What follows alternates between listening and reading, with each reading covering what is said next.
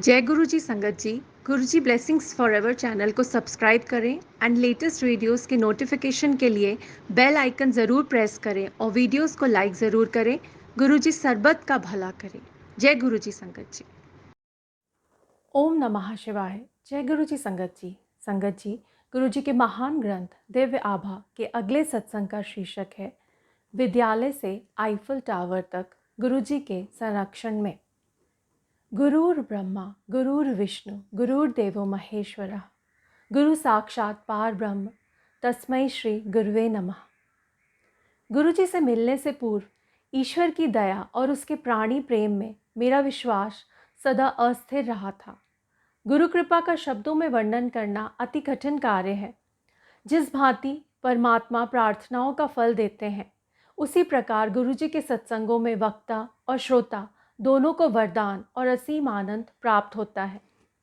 मैंने सुना है ईश्वर हमारे कर्मानुसार परिणाम देते हैं, किंतु मैंने गुरु जी को अपनी दिव्य ज्वाला में हमारे दुष्कर्मों को जलाते हुए देखा है। फलस्वरूप हम उस जीवन से उभर सके हैं जो उनके कोमल चरण स्पर्श कर कृतज्ञ हुए बिना जीना पड़ता। गुरु जी के प्रथम दर्शन के समय मैं 11वीं कक्षा में पढ़ती थी। यद्यपि मेरा जन्म पंजाब में हुआ था, उस समय हम नोएडा में रहते थे और मुझे पंजाबी भाषा का ज्ञान बिल्कुल नहीं था। अतः मुझे शब्द या गुरु जी का कथन बिल्कुल समझ नहीं आते थे। निसंदेह प्रथम दर्शन पर मुझे कितना अच्छा प्रतीत हुआ, यह वर्णन करना बहुत कठिन है। मेरे प्रभु के शब्द मेरी वाणी में। अपने विद्यालय के वार्षिकोत्सव पर मुझे स्वागत भाषण देना था। यद्यपि मैं यहाँ सदा से करती आई थी, इस बार मुख्य अतिथि अति वरिष्ठ अधिकारी थे। मेरे उपसंहार पर सब उपस्थित गणों ने तालियों की गड़गड़ाहट से मेरी प्रशंसा करी। मंच से उतरते ही सबने मेरी सराहना करी और बधाई के पुल बांध दिए। शिक्षकों और सहपाठियों ने अचरज भरे चेहरों से मुझे बताया कि भाषण देते हुए मुझ में परिवर्तन स्पष्ट झलक रहा था।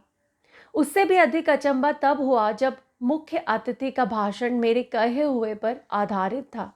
अतः अंत में उन्होंने मेरे उपसंहार को महत्व देकर उससे ही अपना भाषण समाप्त किया। सबको यह आश्चर्यजनक प्रतीत हुआ, पर मुझे पता था कि गुरु जी की कृपा से ही यह संभव हो सका। वास्तव में जैसे ही मैंने अपना भाषण प्रारंभ किया, मुझ में एक अद्भुत ऊर्जा का संचार होने लगा और मैं अपने शब्दों में उत्तेजना भर सकी। इसके अतिरिक्त मैंने अपने विद्यालय में अनेक बार गुरु जी की पुष्पों भरी सुगंध का अनुभव किया है। कक्षा 12 में सहायता। 12वीं कक्षा में पहुंचने पर अध्ययन का महत्व अधिक हो गया था। एक दिन प्रसाद देते समय गुरुजी ने मेरे विषय में पूछा। मैंने उन्हें बताया कि मैं वाणिज्य की विद्यार्थी हूँ, तो उन्होंने अर्थशास्त्र पर प्रश्न कर दिए। उन्होंने मेरे से ऋण नियंत्रण अर्थात क्रेडिट कंट्रोल पर प्रश्न पूछा, तो उत्तर पता होने पर भी मैं बुद्धि शून्य हो गई। यद्यपि उस समय मुझे समझ नहीं आया, आने वाले समय में मुझे पता लगा कि गुरुजी ने क्या किया था। गुरुजी की चेतावनी से मैं इस विषय पर विशेष ध्यान देने लगी। इसके बाद जो हुआ उसके लिए मैं तत्पर थी। वर्ष के उत्तरार्ध में हमारी अर्थशास्त्र की अध्यापिका चली गई और यह विषय स्वयं पढ़ना पड़ा।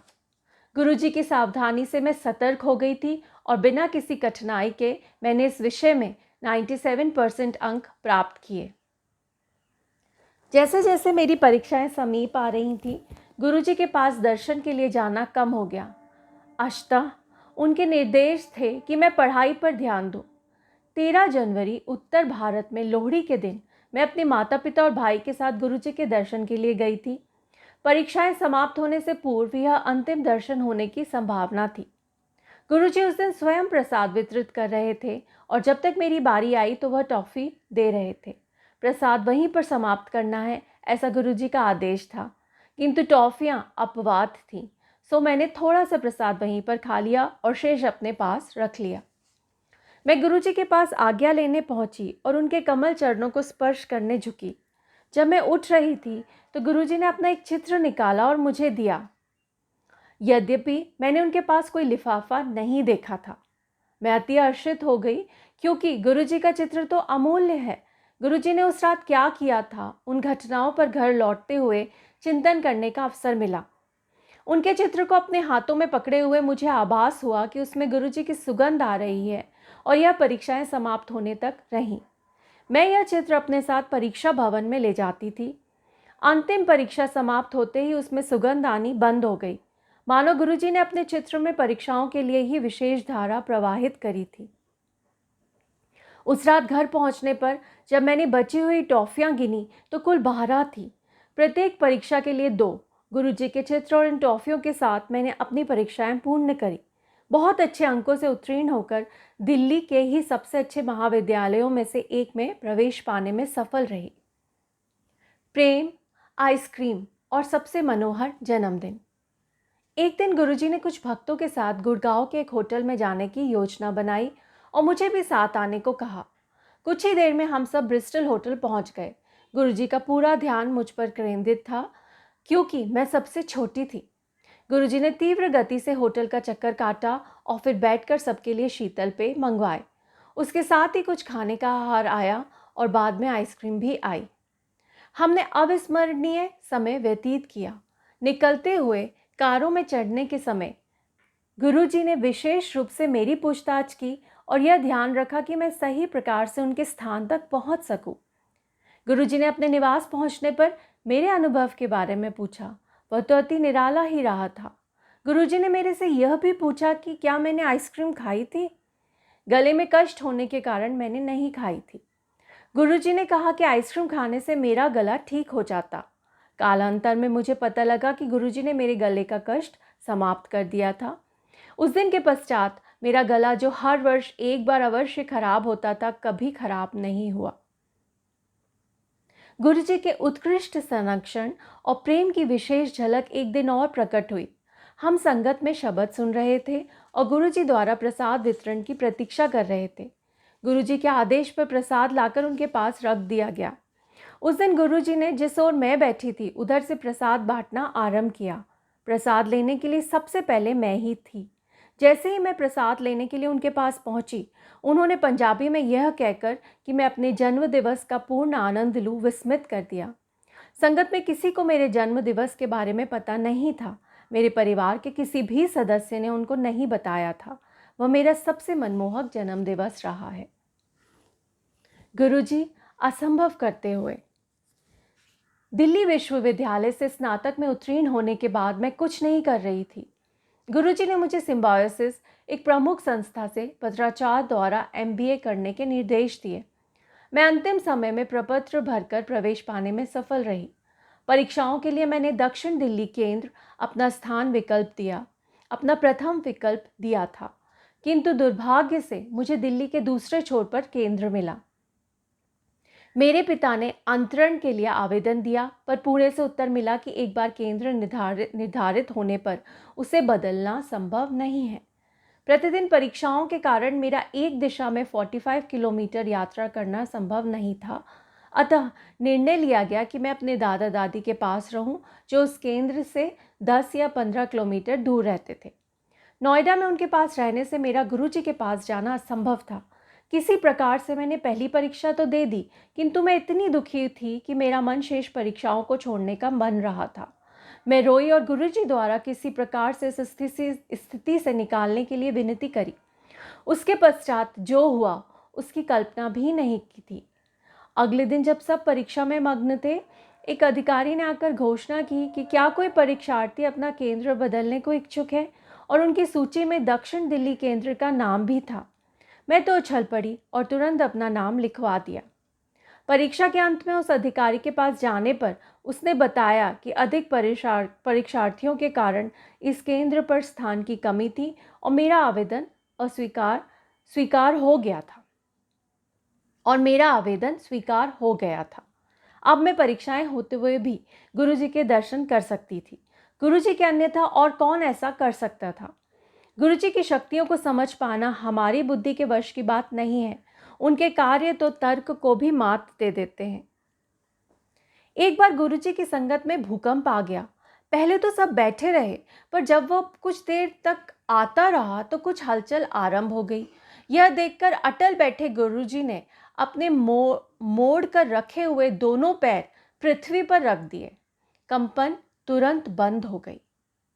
एक दिन गुरुजी कुछ अनुयायियों के साथ, जिनमें मैं भी थी, बड़े मंदिर गए थे। मुख्य द्वार पर निर्माण कार्य प्रगति पर था और सुविधा के लिए ईंटों पर एक लकड़ी का फट्टा रख दिया गया था। हमने फट्टे पर चलकर प्रवेश किया, किंतु गुरुजी ने गीले सीमेंट पर चलकर प्रवेश किया। हम यह देखकर अति अचंभित रह गए कि उनके चलने के कोई चिन्ह शेष नहीं थे, किंतु जब हमने उसी स्थान पर बहुत हल्के से उंगली भी लगाई तो उसके भी निशान बन रहे थे। 15 दिन में विवाह। एक बार गुरुजी के शरण में आने पर वह हमारी सब चिंताओं और कष्टों का निवारण करते हैं। चूंकि हमारा ज्ञान हमारे अनुभवों और वर्तमान परिस्थितियों तक ही सीमित है, हमें स्वयं की आवश्यकताओं को समझने की सामर्थ्य भी सीमित है। इसके विपरीत गुरुजी को उनका पूरा ध्यान है और उसके लिए वह प्रावधान भी कर देते हैं। गुरुजी ने मेरे विवाह का भी प्रबंध किया हुआ था और मेरी माँ को 6 वर्ष पूर्व ही बता दिया था कि यह घटना कब घटेगी, पर उसकी गति सबके लिए अति तीव्र थी। अप्रैल के आरंभ में गुरुजी ने मेरे पिता से पूछा कि क्या किसी प्रस्ताव पर विचार हो रहा है।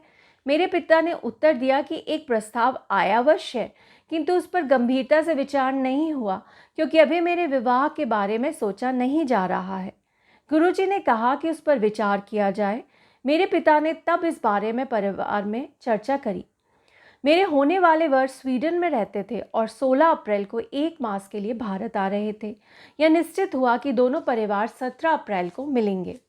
उस दिन जब हमारी पहली भेंट हुई तो कुछ ही देर में पूरा वातावरण उल्लासित हो गया। सब व्यवस्थाएं उसी समय तय हो गई और थोड़ी ही देर में हमारे बीच अंगूठी का आदान प्रदान भी हो गया। एकाध दिन में पाणी ग्रहण की तिथि भी निश्चित हो गई। उसी मास की 30 तारीख विवाह के सब प्रबंध अति तत्परता से किए गए और निश्चित तिथि को संपन्न हो गए। यद्यपि गुरुजी विवाह में उपस्थित नहीं थे, किंतु उनकी भावना सब में दृष्टिगोचर थी। सबने विवाह स्थल में सजावट, वातावरण, भोजन आदि व्यवस्थाओं की भूरी भूरी प्रशंसा करी। हर व्यवस्था में गुरुजी की कृपा ही झलक रही थी। गुरुजी के साथ आईफल टावर पर।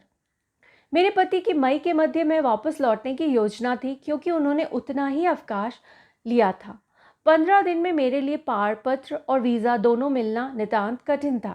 यथाशीघ्र स्वीडन के दूतावास को आवेदन किया गया, परंतु उन्होंने बताया कि सब आवेदन स्वीकृति के लिए स्वीडन भेजे जाते हैं और उसके पश्चात यहाँ से वीज़ा दिया जाता है। अतः मेरे पति सुशील को अकेले ही स्वीडन लौटना पड़ा।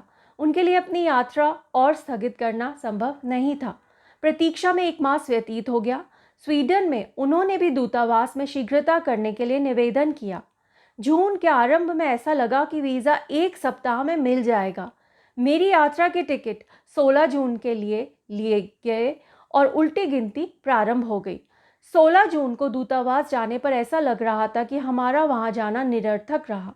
वहां पर बताया कि अभी भी उत्तर की प्रतीक्षा है। मैं निराश हो गई, क्योंकि इसका अर्थ था 1 सप्ताह का विलंब। मैंने यह सूचना अपने पिता को दी और कुछ देर में पुनः प्रयास किया।